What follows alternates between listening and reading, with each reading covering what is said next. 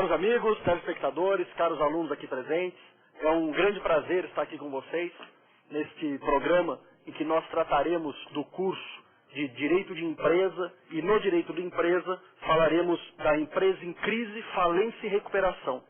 Meu nome é Fernando Ferreira Castellani, sou professor, advogado, mestre e doutorando em Direito Tributário pela PUC de São Paulo, professor e diretor acadêmico do Complexo Jurídico da Masa de Jesus. Na aula de hoje, em específico, dentro desse nosso programa, nós trataremos da insolvência jurídica como pressuposto da falência. Desde já fica à disposição de todos o e-mail do nosso curso, saberdireito@stf.jus.br, e contamos com a participação de todos. Pois bem, dentro então do nosso direito falimentar, dentro do processo de falência, nós temos que falar dos seus pressupostos. E para falar dos pressupostos da falência, vocês já começaram esse estudo na aula passada com o professor Marcelo Cometti, vocês viram que a falência é um processo específico que visa a satisfação dos credores de um devedor também específico. O processo de falência é um grande processo de execução concursal, mas uma execução concursal que pressupõe no polo passivo, pressupõe como devedor da relação jurídica a figura do empresário. Tanto que vocês discutiram e verificaram que para nós podermos falar em falência, é preciso que estejamos diante de um empresário individual ou de uma sociedade empresária, de um empresário pessoa física ou de um empresário pessoa jurídica. Quando nós falamos do empresário pessoa física, vocês bem se lembram, é aquela pessoa que, sem constituir pessoa jurídica, como pessoa natural, explora a atividade, reunindo alguns requisitos específicos, aqueles requisitos do artigo 966 do Código Civil. A pessoa que tem um negócio, aquela que tem um supermercado, uma pequena mercearia, aquele que tem uma loja de DVDs, uma loja de eletrônicos, e explora como pessoa física. Desde que ele explore essa atividade econômica, reunindo alguns requisitos, ele será considerado empresário individual. Em outros momentos, essa pessoa pode se unir a outra, constituir uma pessoa jurídica para explorar as mesmas atividades. Mas nesse caso ele explora por intermédio de sociedade e empresário. Então vejam que nós temos duas possibilidades para a exploração da atividade empresarial. Seja como pessoa física, empresário individual, seja como pessoa jurídica, sociedade empresária. E vocês discutiram bastante isso e perceberam que o primeiro requisito da falência é estarmos diante de um devedor empresário. O que nós vamos discutir hoje é o segundo requisito da falência.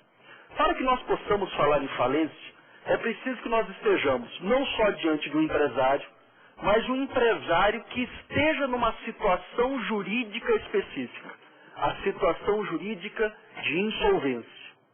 Quando nós falamos em insolvência, é natural nós pensarmos na situação de insuficiência patrimonial.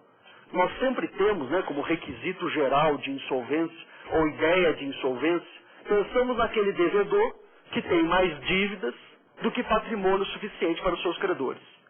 Falando-se em insolvência, imediatamente nós lembramos mais dívida do que patrimônio, aquele que não consegue arcar com os seus credores.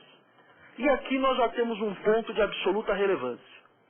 A insolvência exigida pela lei de falência, a insolvência falimentar, não é insolvência econômica.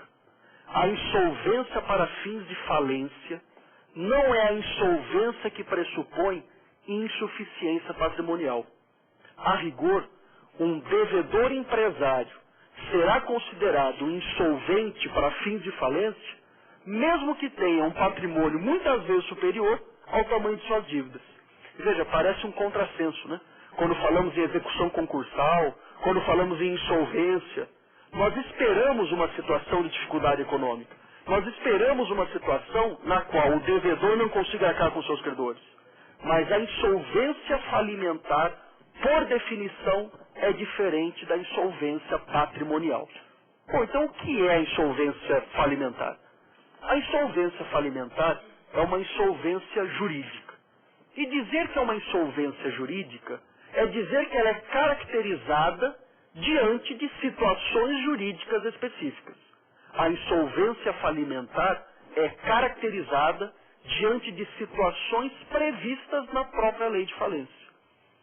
A Lei 11.101 de 2005, a nossa nova lei de falência, estabelece que a insolvência falimentar estará caracterizada em 3 situações possíveis. Estará caracterizada diante da impontualidade, estará caracterizada diante da execução frustrada e estará caracterizada diante da prática dos chamados atos de falência. Portanto, a insolvência falimentar, que volto a insistir, não é econômica, é uma insolvência que é irrelevante de patrimônio. Ela se caracteriza quando presentes determinados requisitos legais. E os requisitos para sua caracterização serão impontualidade ou execução frustrada ou prática de atos de falência. Cada uma delas, obviamente, com requisitos específicos que nós devemos analisar. Primeira situação caracterizadora da insolvência falimentar é a chamada impontualidade injustificada. Então, dentro da insolvência, primeira situação caracterizadora, a impontualidade injustificada. O que é impontualidade injustificada? Impontualidade injustificada está prevista no artigo 94, inciso 1 da Lei de Falência. Artigo 94, inciso 1 da Lei 11.101 de 2005. E a impontualidade prevista na Lei Falimentar também é uma impontualidade especial. Porque se nós falamos em impontualidade, é natural nós pensarmos numa situação de não pagamento na data, de não pagamento no momento do vencimento. E de fato isso é impontualidade, né? Impontualidade é o não cumprimento de uma obrigação no momento do seu vencimento. Mas a impontualidade falimentar, a impontualidade para fins de falência, exige mais que isso. A impontualidade falimentar, ela exige uma série de requisitos específicos. Que requisitos? Para que estejamos diante da impontualidade falimentar, é preciso que haja o não pagamento, no vencimento, de uma obrigação líquida representada por título executivo. Bom, só aqui nós já temos requisitos especiais, né? Uma obrigação líquida representada num documento especial. Título executivo. Nem toda obrigação líquida é representada por um documento considerado pela legislação título executivo. Aquele que já permite o exercício efetivo e direto dos créditos neles representados. Portanto, impontualidade falimentar.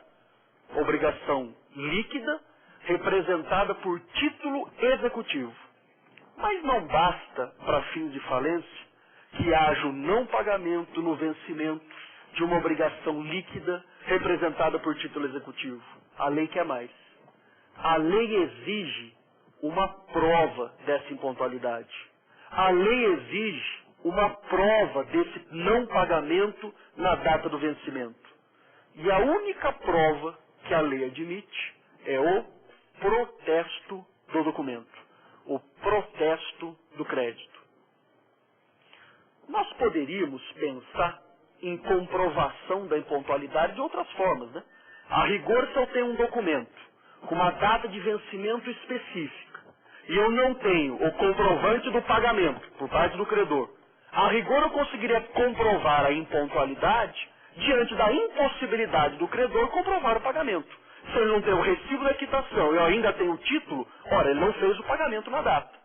Nós poderíamos comprovar a impontualidade por forma testemunhal, pericial, por uma série de formas diferentes. A lei de falência admite uma única forma, o protesto do título.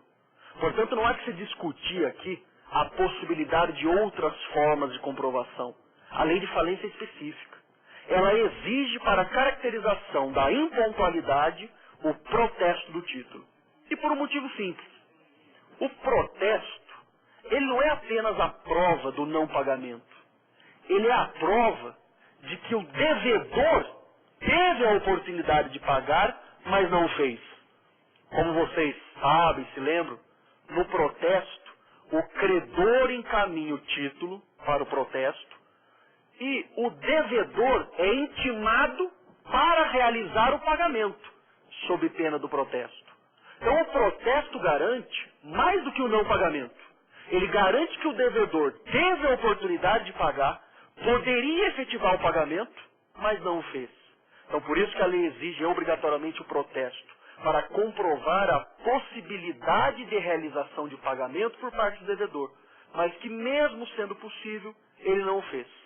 Portanto, é preciso que haja uma obrigação vencida, não paga, representada por título executivo protestado. E eu gostaria de falar um pouco com vocês sobre o protesto, né? Porque o protesto ele ganha uma importância fundamental na falência. E ele ganha uma importância fundamental porque o protesto é a única prova admissível da impontualidade. Quando nós falamos em protesto, nós falamos em quê? Nós falamos apenas e tão somente num ato solene e formal que é praticado perante um determinado estabelecimento, perante um determinado órgão, os cartórios de protesto de títulos e documentos. Esses cartórios extrajudiciais que todos conhecem, onde nós encaminhamos os títulos. Vejam que o protesto de falência não é diferente desse protesto que o empresário normalmente faz, que o comerciante normalmente faz. Esse protesto que eventualmente um consumidor fica sujeito. O protesto da falência não é um protesto diferente.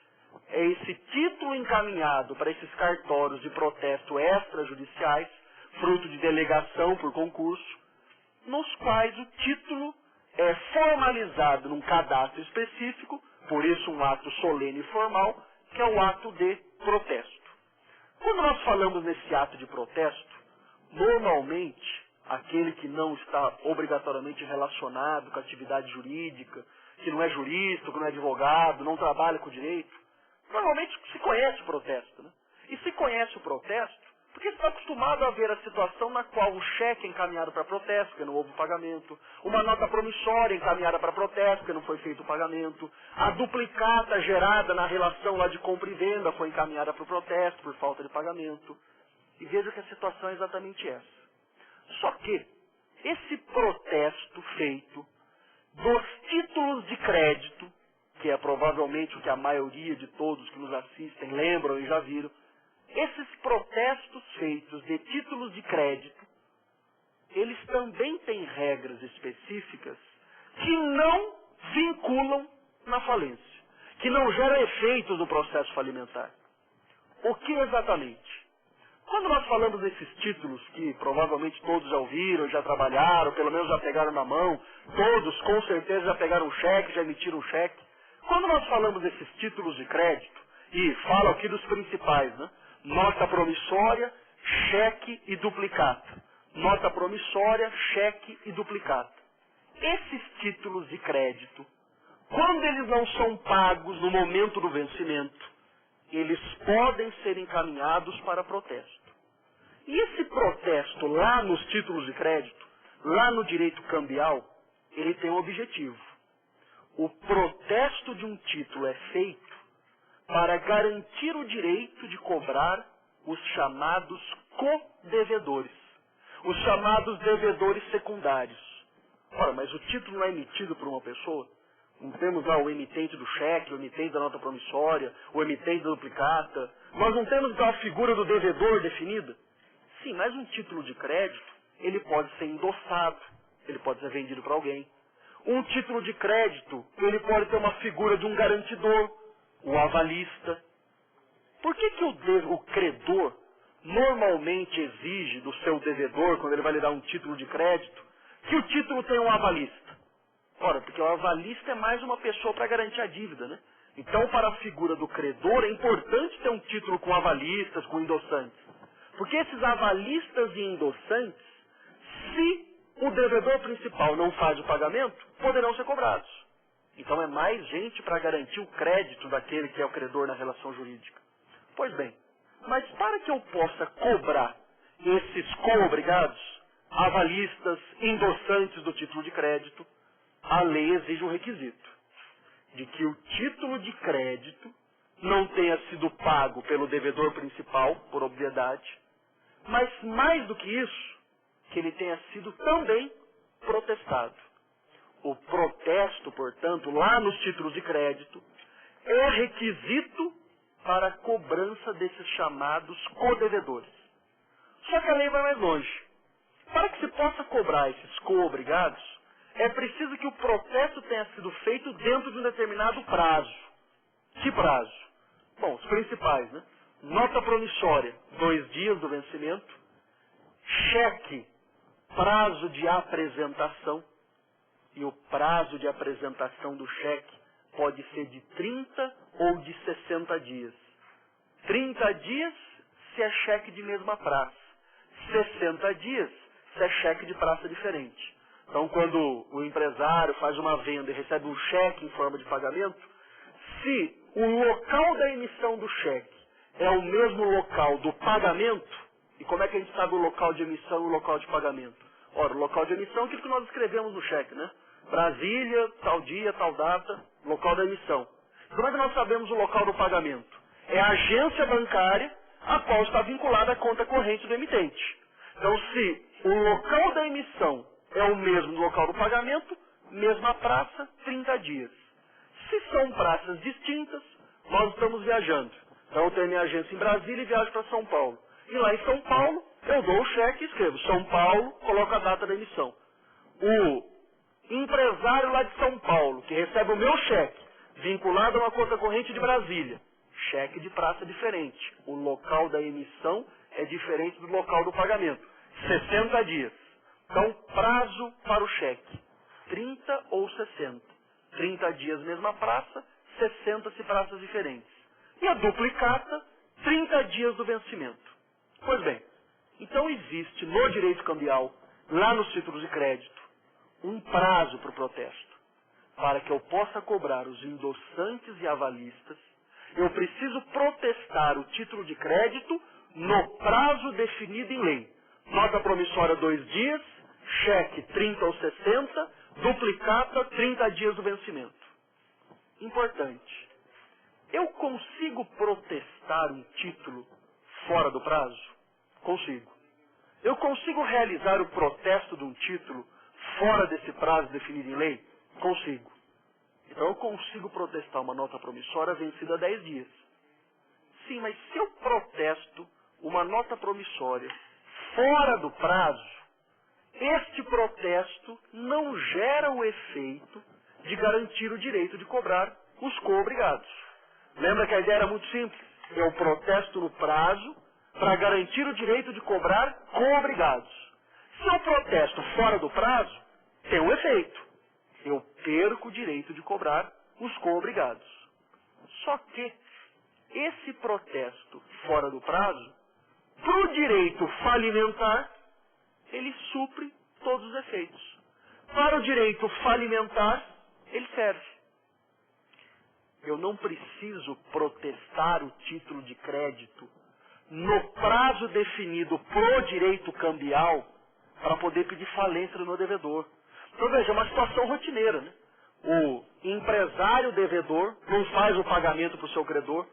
E o credor, normalmente, antes de protestar, ele tenta negociar, liga para o devedor, tenta fazer um acordo, vai 2, 3 vezes atrás dele. E alguns títulos têm prazo pequeno, não tem nota promissória 2 dias. Bom, normalmente se negocia mais do que isso, né? Antes de partir para a decisão do protesto. Mas se o meu título de crédito tem co-obrigados, avalistas e endossantes, eu tenho que tomar cuidado com esse prazo, né?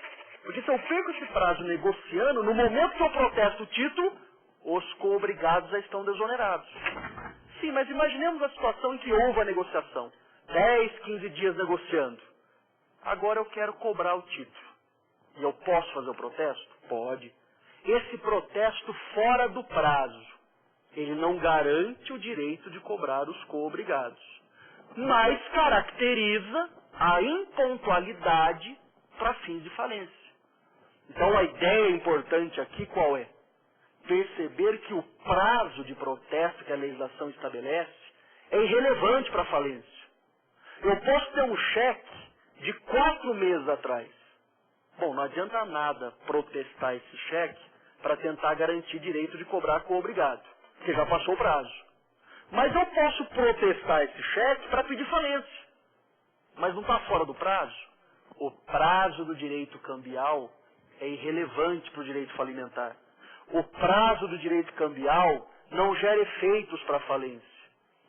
O protesto da falência não precisa ser no prazo definido no direito cambial. Não precisa ser naquele prazo definido, pequeno, definido nas leis específicas dos títulos de crédito. O protesto para fins de falência não depende do prazo. Existe uma outra situação também interessante, antes de eu avançar na discussão da impontualidade, relacionada de novo a regras do direito cambial que não gera efeito na falência, porque isso é importante.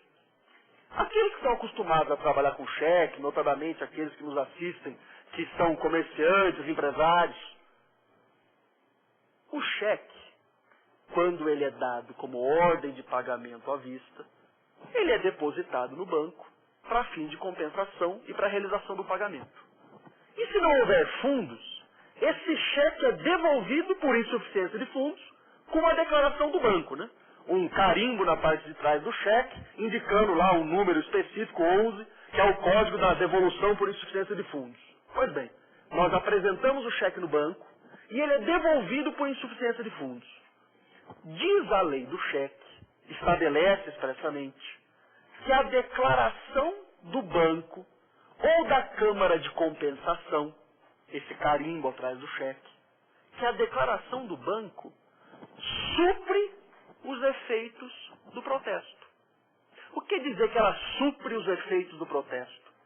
Quer dizer que ela tem os mesmos efeitos?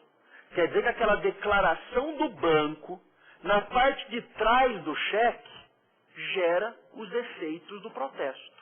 Para que serve o protesto mesmo que nós discutimos no direito cambial?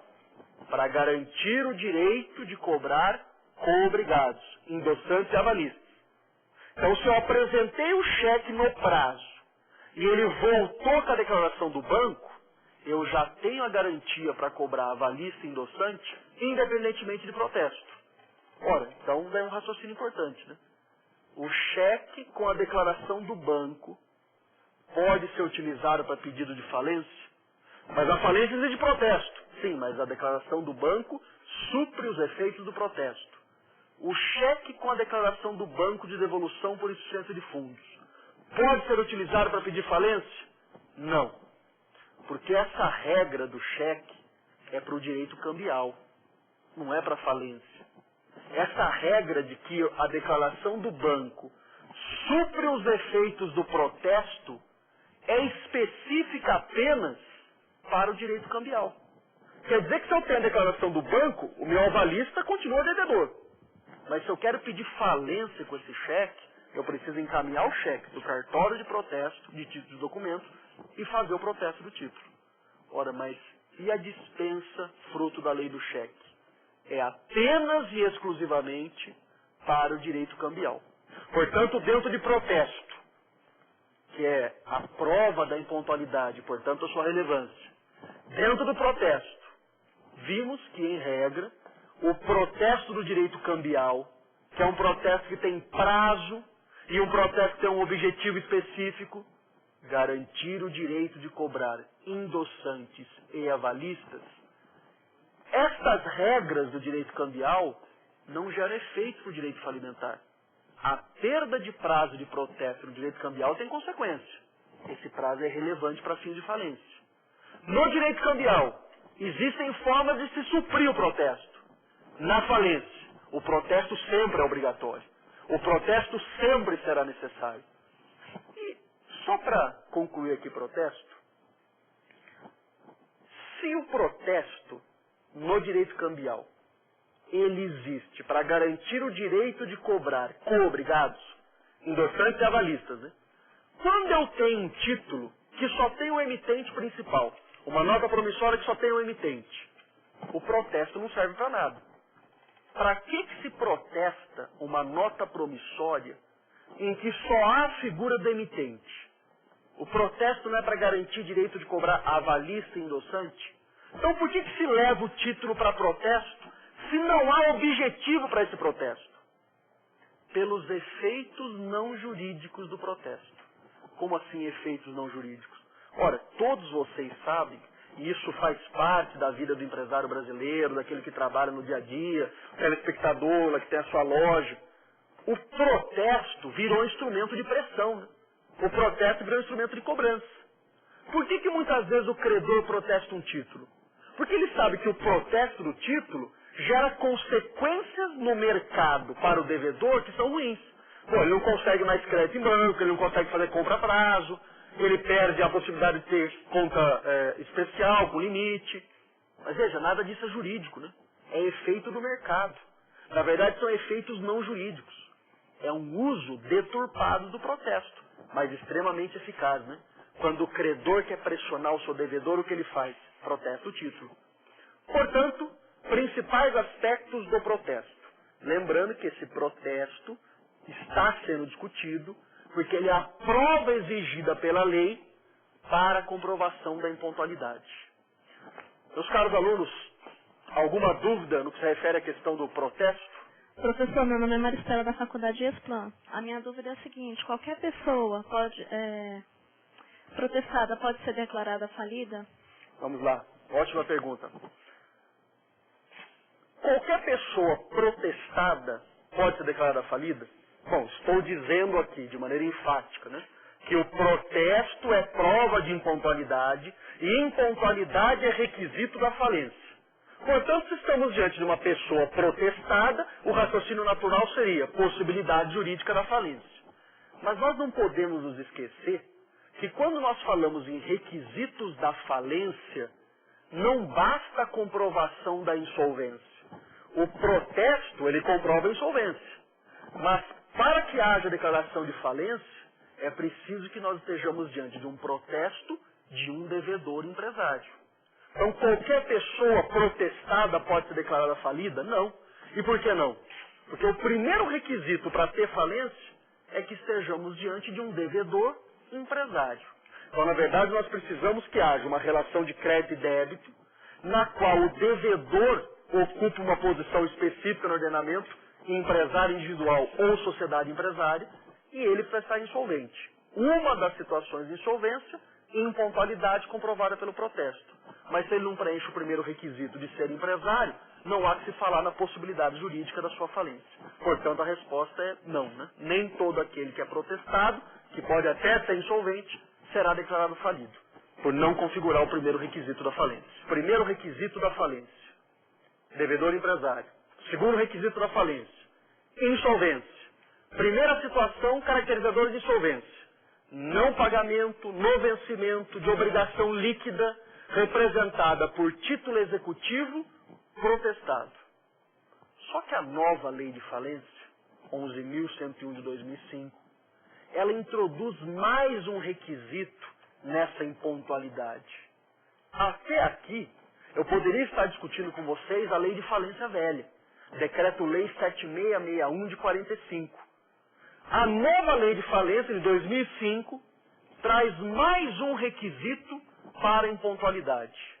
E um requisito importante: a exigência de um valor mínimo.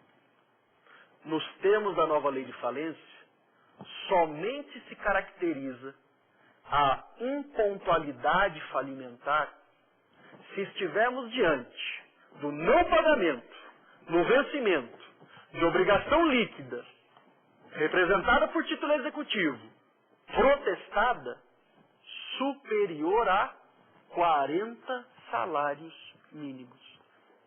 Nós temos um valor mínimo para a dívida para poder caracterizar o pedido de falência. Se exige uma dívida protestada superior a 40 salários mínimos. 40 salários mínimos, então, que passa a ser o patamar mínimo para permitir o processo de falência com base na impontualidade. Ora, mas 40 salários mínimos, que dá hoje, né, alguma coisa em torno de 14, 15, 16 mil reais, 40 vezes o salário mínimo federal vigente no momento do pedido da falência. Bom, que dá alguma coisa aí perto de 14, 15 mil reais. Então quer dizer que se eu sou credor por um título executivo, eu o protesto, mas ele é inferior a esse patamar de 40 salários mínimos, eu não posso pedir falência do meu devedor. Ora, mas eu não sou credor, eu não protestei, não está caracterizada a situação de impontualidade. Está. Mas a lei exige mais um requisito. Um valor mínimo. Superior a 40 salários mínimos. Ora, isso quer dizer, então, que o credor por um valor menor, o credor que tem lá uma nota promissória de 10 mil, ele pode protestar, mas não pode pedir falência. Ora, mas então ele não pode cobrar? Claro que pode, né? Ele pode cobrar por outros meios. Ele pode ajuizar uma execução singular, ele pode ajuizar uma ação de cobrança, ele pode tentar negociar extrajudicialmente. Não é que ele não tenha a possibilidade jurídica da cobrança. O que ele não pode se utilizar é de um processo específico, o processo de falência. O legislador entendeu que o processo de falência é um processo complexo demais, um processo grande demais, que seja justificado diante de uma dívida tão pequena. Não se justifica um processo tão grande para uma dívida tão pequena. Então quer dizer que se o credor for credor por um título inferior a 40 salários mínimos, mesmo que protestado, ele não pode requerer a falência do seu devedor. Ele não poderá se valer do instrumento de pressão, da cobrança, da falência. Agora, existe uma grande dúvida aqui, que é exatamente onde deve ser procurado esse valor de 40 salários mínimos. E por que eu digo isso? Porque quando nós temos uma dívida que não foi paga no vencimento, representada lá pelo título executivo nesse caso específico, diante do não pagamento, ora, nós teremos incidência de correção monetária, juros de mora. Se eu fiz protesto, nós teremos o custo do protesto, né? Porque a gente paga para fazer protesto. Então, esses 40 salários mínimos, ele é o valor do título ou ele é o valor do crédito? Veja como é diferente, né? Dizer valor do título é dizer o valor de face do documento, que ele está escrito no título. Dizer o valor do crédito é falar, é o valor original do título, com os juros incidentes, com a correção monetária incidente, com os eventuais emolumentos do cartório. E uma dívida que originalmente podia ser de 10 mil reais, portanto inferior a 40 salários mínimos, depois de muito tempo de juros, correção, ela pode passar a ser superior aos 40 salários mínimos. Onde nós devemos buscar esse patamar dos 40 salários mínimos? A lei de falência ainda é mais ou menos recente, né? A lei de falência ainda é uma lei com muita discussão sobre as suas regras e sua aplicação. A jurisprudência hoje dominante é no sentido de que os 40 salários mínimos devem ser verificados e devem ser encontrados no próprio título, ou seja, é o valor de face. É o valor do título, não incidindo juros e correção monetária para fins do cálculo desse valor. Então, se eu tenho um título inferior a 40, com juros e correção, ele passa do patamar dos 40. Não está legitimado ao pedido de falência. Eu preciso que o valor de face do documento, o valor original, seja superior a 40 salários mínimos. Se para pedir falência do devedor tem que ser um título superior a 40 salários mínimos, para acabar com essa possibilidade da falência, basta que o devedor não emita mais títulos superiores a 40 salários mínimos. Bom, mas ele precisa pagar uma dívida de 20 mil, superior a 40 salários mínimos. Ótimo, emita 2 títulos separados, independentes, de 10 mil cada um. Se é preciso um título superior a 40 salários mínimos, olha, então basta não se emitir o título superior para impedir a falência. É evidente que o legislador teve o cuidado de não permitir uma fraude tão simples, né? Quando se fala nesse patamar dos 40 salários mínimos, primeiro, não tem que ser um único título. Se o mesmo credor tem vários títulos contra o mesmo devedor, ele pode usar todos os títulos para chegar no patamar dos 40. Bom, um título que eu tenho de 10 mil não é suficiente. Mas se eu tenho 2, eu posso usar os 2 títulos para pedir a falência. Agora, cuidado, né? Desde que os 2 títulos estejam protestados. Eu posso usar 2 títulos de 10 mil protestados para pedir a falência. Pô, mas nesse caso foi simples, né? O mesmo credor tem mais de um título, mas pode ser diferente. Podem ser vários credores diferentes. José, credor por 10 mil, Antônio, credor por 10 mil. Individualmente, eles protestam seus títulos. Individualmente, eles não podem pedir falência. O José, com o seu título, não pode pedir falência. O Antônio, com o seu título, não pode pedir falência. Porque eles têm um valor inferior aos 40. Mas eles podem formar litisconsórcio ativo. E o que é esse litisconsórcio ativo? Quando nós falamos desse litisconsórcio ativo, nada mais é do que duas ou mais pessoas proporem a ação juntos. José sozinho não pode. O Antônio sozinho não pode. Bom, eles propõem a ação em conjunto. Eles propõem a ação em litisconsórcio ativo. Para tanto, os títulos dos dois credores devem ser títulos executivos protestados. Mas veja que isso resolve o problema, né? Senão seria muito fácil fraudar a lei. Senão o legislador teria dado um campo muito grande à fraude contra os credores. É evidente que não tem que ser um único título e é evidente que não precisa ser um único credor. Possibilidade, portanto, de utilização de vários títulos, possibilidade de utilização de vários credores. Litisconsórcio ativo. Diante disso, então, primeira causa de insolvência falimentar, a impontualidade. Não pagamento, no vencimento, de obrigação líquida, representada por título executivo, protestado, superior a 40 salários mínimos. Mas a lei de falência ainda prevê que mesmo que tudo isso aconteça, mesmo que tudo isso esteja presente, ainda é possível não se declarar a falência do empresário. Mesmo que estejamos diante do empresário protestado por título superior a 40 salários mínimos, ainda assim é possível a não declaração da sua falência. Basta que nós estejamos diante de uma das chamadas causas justificadoras da impontualidade.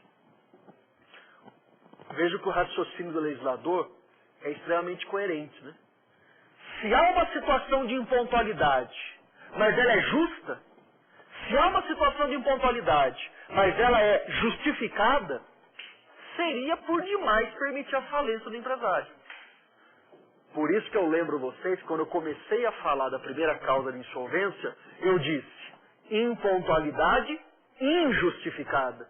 Porque se for uma impontualidade justificável, se for uma impontualidade justa, não haverá falência. Ora, mas o que gera a justificação da impontualidade? O que pode gerar uma impontualidade justa?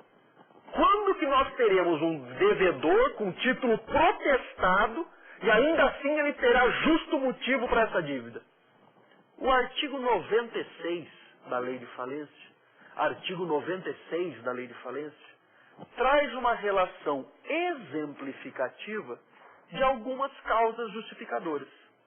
E antes de olhar para as causas justificadoras, a ideia trazida nesse artigo é muito simples. Justifica-se a impontualidade.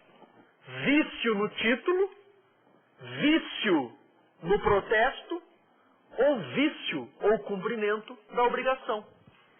Ora, se o título tem vício, se o protesto tem vício, ou se a obrigação tem vício ou ela já foi cumprida, vocês concordam que, mesmo para o leigo, seria natural a conclusão de não se permitir a falência? Se a impontualidade é justa, não pode ter falência. Bom, mas quais são as causas justificadoras? Volto a dizer, artigo 96, uma relação exemplificativa. Quer dizer que a legislação admite outras. É um mero exemplo de algumas situações elencadas na lei. Título nulo, nulidade do título, nulidade do protesto, diz a lei, realização do pagamento. Ora, só para começar a pensar em algumas dessas, olha como a ideia é bem simples. Se o título protestado é um título nulo, bom, o que gera a nulidade de um título? Por exemplo, é um título com uma assinatura falsa. Falsificaram a assinatura do empresário, e fizeram uma nota promissória falsa. Essa nota foi encaminhada para protesto. Foi protestado o empresário. Agora esse suposto credor está em sua falência. Bom, ele requer a falência e no processo de falência o empresário devedor alega a nulidade do título e a comprova. Não seria demais permitir a sua falência? Agora, pode surgir uma dúvida, né? Se a nota promissória é falsa, como é que ela foi protestada? Ora, o cartório de protesto, ele não pesquisa a legitimidade do título. O cartório de protesto, ele se limita a verificar as condições formais do título. O cartório de protesto não tem a obrigação legal de verificar se eu emiti mesmo a nota, se o valor do negócio era aquele mesmo. Até porque quem protesta não é o cartório, é o credor. O cartório simplesmente, ele transforma em termo a vontade do credor. Portanto, nesse caso, eu consigo protestar um título nulo? Por incrível que pareça, eu consigo. Então, o título protestado é nulo. Perde-se a falência do empresário. Ora, se ele comprova a situação da nulidade, é claro que não há impossível a declaração da falência. Outro caso previsto na lei, nulidade do protesto. Aqui é a nulidade do instrumento de protesto. No protesto, se estabelece que o devedor tem que ser intimado. Bom, e não houve intimação do devedor. Se não houve intimação e ainda assim o protesto foi realizado, nulidade do protesto. Não houve intimação do devedor. Se não houve intimação, protesto nulo. Se o protesto é nulo, não pode se declarar falência. Se já foi feito pagamento, outra causa prevista na lei. Ora, se já houve pagamento, não seria um rigor excessivo, não seria algo até contrassenso para a população em geral, permitir a declaração de falência do empresário por uma dívida já paga? Então vejam que essas hipóteses de causas justificadoras previstas no 96, elas de certa forma trazem aquilo que o próprio senso comum esperaria, né? Diante de uma impontualidade justa, não se permite a declaração da falência. Diante de uma impontualidade justificada, não se admite a declaração da falência. Segunda causa de insolvência falimentar é a chamada execução frustrada. Segunda causa de insolvência falimentar, prevista no artigo 94, inciso 2, a execução frustrada. Aqui a situação é um pouco diferente de tudo que nós discutimos na impontualidade injustificada. Na execução frustrada, nós temos uma situação na qual o credor do empresário, ele ajuiza um processo de execução. Ele ajuiza um processo para cobrar o devedor. E diante do ajuizamento do processo de execução, o devedor, ele no processo de execução, não faz nada. Ele se mantém inerte. Olha a ideia do legislador. Se no processo de execução ele é citado para pagar e não faz nada, é porque ele não tem patrimônio. É porque ele não tem condições de fazê-lo. Diante disso se gera a presunção da insolvência falimentar. Portanto, a execução frustrada, 94, inciso 2. O devedor que, citado na execução, não paga, não deposita ou não nomeia bens à penhora. A chamada tríplice omissão, não paga, não deposita e não nomeia bens à penhora. Se ele é citado na execução e não faz nada, situação de presunção de insolvência. Veja, é diferente, né? Aqui nós não vamos falar em protesto, nós não vamos falar no título. Processo de execução. Ele é citado na execução, não paga, não nomeia bens ou não deposita. Diante da sua omissão na execução, o credor requer uma certidão do processo de execução, uma certidão do processo executivo frustrado, e com essa certidão, ele monta uma petição inicial de falência e distribui um novo processo. Regra geral, não é que a execução frustrada vira falência. O credor requer a certidão do processo de execução e ajuiza o pedido de falência. Agora, aqueles que militam na área do direito sabem que o processo de execução ele sofreu grandes transformações recentemente. ele foi todo alterado, né? E a redação da lei de falência faz referência ao processo de execução antigo. A lei de falência faz referência à execução antes da reforma do Código de Processo Civil. Né? Todos aqueles que estão acostumados com o direito sabem que o Código de Processo Civil ele sofreu profundas reformas no que se refere à execução, tanto que agora nós não temos apenas processo de execução, né? Nós temos a execução de título extrajudicial e o cumprimento de sentença, que era a antiga execução judicial. Então vejam que a redação da lei de falência não se ajusta mais ao processo de execução que existe. Então nós temos que adequar a redação da lei de falência. Para tanto, nós temos que encontrar no novo processo de execução o momento da frustração. De maneira muito simples, na nova execução, no cumprimento de sentença, proferida a sentença que condena o devedor a pagar, ele é intimado, para o STJ essa intimação não precisa acontecer, o prazo é independente de intimação, mas os termos da lei, ele é intimado para pagar no prazo de 15 dias. Se não fizer o pagamento, o credor indica os bens do devedor, que serão levados para o processo para serem vendidos e serem utilizados para pagamento dos credores. Na nova execução judicial, cumprimento de sentença, quando nós teremos a configuração da frustração? Ora, podemos pensar, né? Ele é intimado para cumprir a sentença, não faz o pagamento. Nós já temos lá a possibilidade do não pagamento do artigo 94. Sim, mas é o credor que indica os bens, que é uma das grandes novidades, né? Então não existe mais o encargo para o devedor fazer a indicação dos bens. Não existe mais o encargo para o devedor indicar bens. Então não se configuraria o artigo 94. Nós não teríamos mais aplicação de todos os casos do artigo 94, inciso 2. Contudo, se nós analisarmos de maneira mais detida a nova execução, nós vamos ver que o juiz poderá inverter o ônus lá na execução, intimando o devedor a apresentar a relação dos seus bens. Artigo 652, parágrafo 3º do Código de Processo Civil. Então, nós vimos que ele é intimado para pagar. Se não paga, o credor indica. Bens indicados pelos credores, penhora e venda. Bom, mas se o credor não conseguir localizar bens, ele requer para o juiz intima o devedor a oferecer os seus bens. Ora, a partir desse momento, nasceu para o devedor a obrigação de oferecer os bens. Se ele não oferece no prazo, execução frustrada da falência. Então veja que ficou mais difícil, né? Na lei velha era citado para pagar, depositar ou oferecer bens. Então no primeiro momento já se caracterizava. Na nova execução ficou um pouco mais complexo. E na execução extrajudicial? Ele é citado para pagar em 3 dias. Se não paga, o devedor indica os bens. Se o devedor tiver dificuldade, requer para o juiz, intima o devedor para oferecer os seus bens. Então veja que o raciocínio é o mesmo.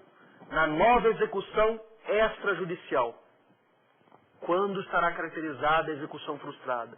Quando ele não paga, quando há inversão, ele não oferece os bens. Mesma história do cumprimento de sentença. Como que ele pedirá falência, então, desse empresário? Certidão do processo de execução, monta a petição inicial da falência e distribui o pedido. Nessa hipótese de insolvência falimentar, atenção, não se aplica os 40 salários mínimos. Aqui pode ser execução frustrada por R$1.000. Aquele limite de 40 salários mínimos só se aplica para impontualidade. Não se aplica para execução frustrada. E a última causa de insolvência falimentar são os chamados atos de falência. O que são os atos de falência? Atos de falência nada mais são que algumas condutas previstas na lei, que algumas condutas que o legislador escolheu, que geram uma presunção de dificuldade econômica. De maneira muito simples, né, para se entender. O legislador relacionou algumas condutas que são típicas da pessoa com dificuldade econômica. O legislador relacionou algumas condutas que não são condutas comuns daquele que está numa situação econômica confortável. o artigo 94, inciso 3 da Lei de Falência, estabelece os chamados atos de falência, que são configuradores de insolvência falimentar. O 94, inciso 3, traz uma relação taxativa, até por um motivo óbvio, né? Se há uma relação que traz situações que geram prejuízo, é claro que ela não pode ser exemplificativa, ela tem que ser taxativa. Portanto, o 94 estabelece quais são as situações que configuram essa situação de insolvência presumida. E quais são elas? Bom, 94, inciso 3. Algumas situações. Alienação precipitada dos bens, negócio simulado, simulação de negócios jurídicos, abandono de estabelecimento, venda do estabelecimento sem anuência dos credores, constituir garantia para a dívida antiga. Veja, o importante aqui não é necessariamente lembrar de cada uma dessas condutas, mas a ideia que está por detrás delas. Em todas elas, nós temos condutas típicas do devedor, não temos? Quem que queima patrimônio? Alienação precipitada. Queimar patrimônio? Eu começo a vender meus bens por um valor muito menor que o valor de mercado? Ora, não é a conduta típica daquele que está com dificuldade econômica? Aquele que precisa de dinheiro desesperadamente? Quem que normalmente abandona estabelecimento? Mas quem está fugindo de credor. Nunca está presente, nunca tem ninguém para assinar, nunca tem ninguém para responder pelos atos. Conduta típica daquele que está em situação de dificuldade econômica. Um caso é bem emblemático, né? Constituir garantia para a dívida antiga. Olha como é ilógico. Eu sou devedor e sou devedor numa situação confortável. Eu não dou nenhuma garantia para o meu credor. Do nada, eu vou lá e agora dou uma garantia. Eu constituo uma garantia real para uma dívida que antes era quilografária. Mas a dívida mudou? Não, a dívida é a mesma. Não é que ele deu novo prazo, mudou a dívida, senão seria inovação, é nova dívida. A mesma dívida, eu vou lá e dou uma garantia. Ora, não é conduta típica de quem está sendo pressionado pelo credor, que já está atrasando, o credor está ameaçando cobrar, daí ele vai lá e exige uma garantia. Então a ideia do legislador, se o devedor empresário pratica essas condutas previstas no artigo 94, inciso 3, ele pratica um ato, no mínimo estranho, um ato incompatível com a qualidade de uma pessoa em situação econômica ajustada, e então o legislador entende que isso gera uma presunção de insolvência e que permite a declaração da sua falência. Nesse caso, obviamente, é preciso o processo, né? Então aqui também nós teremos o credor montando uma petição inicial, requerendo a falência do empresário, alegando a existência de um desses atos. Mas como é que ele vai provar esse ato de falência? Porque a impontualidade era provada pelo protesto, né? A execução frustrada era provada pela certidão do processo. Como é que ele prova o ato de falência? Por qualquer meio em direito admitido. Prova testemunhal, pericial, documental. Ele comprova a ocorrência dessa situação no processo por quaisquer dos meios em direito admitido. Nos atos de falência, só para caminharmos para o final, não se aplica a exigência dos 40 salários mínimos, como também não se aplica dos 40 salários mínimos para a execução frustrada, requisito, portanto, exclusivo para a impontualidade. Com isso, então, nós terminamos a abordagem sobre os requisitos da insolvência falimentar. Vimos que a insolvência falimentar é específica, que a insolvência falimentar tem uma série de requisitos e que esses requisitos estão previstos na lei de falência. Por isso, uma insolvência jurídica específica. Com isso, então, nós terminamos o programa de hoje, a aula de hoje. No nosso próximo encontro, nós discutiremos o processo de falência na sua fase inicial. Qualquer participação, dúvidas, sugestões, por favor, entre em contato conosco pelo e-mail saberdireito@stf.jus.br. Muito obrigado e até o nosso próximo encontro.